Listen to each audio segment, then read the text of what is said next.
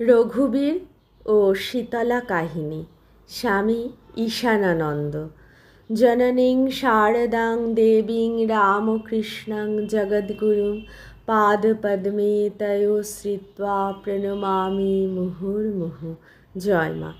রাধুর সন্তান হইবার মাসখানেক পরে মায়ের নির্দেশ মতো কামারপুকুরে রঘুবীর ও শীতলা মাতার বিশেষ পূজা দিবার জন্য জিনিসপত্রগুলি কোতলপুর হইতে আনিয়া মায়ের নিকটে রাখিলাম।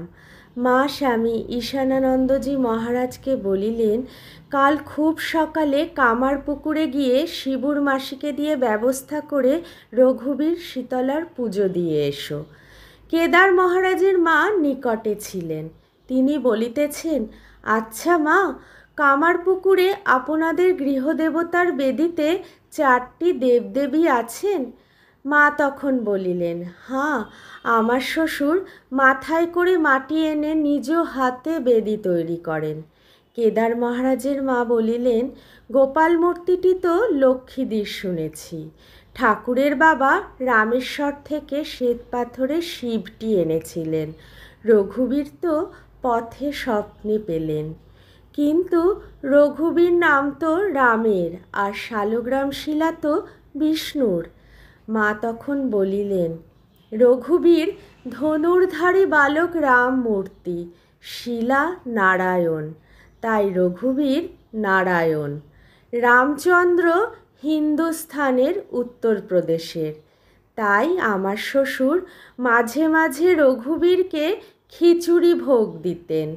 তিনি খুব রাম ভক্ত ছিলেন। শুনেছি তিনি সকল কাজে রঘুবীর রঘুবীর বলে নাম করতেন। কেদার মহারাজের মা তখন মাকে জিজ্ঞাসা করিলেন, শীতলাটি রমন সিঁদুর মাখানো ও আমের পল্লব দেয়া ঘট কেন মা? মা উত্তরে বলিলেন, উনি হচ্ছেন আমাদের আদি গৃহদেবতা।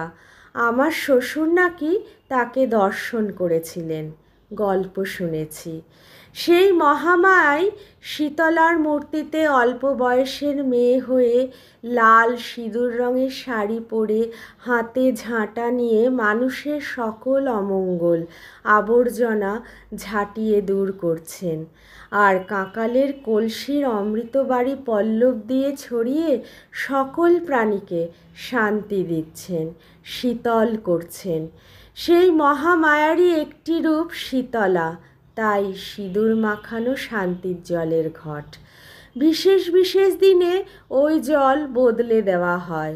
রঘুবীরকে নিরামিষ আর শীতলাকে আমিষ ভোগ দেওয়া হয়। জয় মা।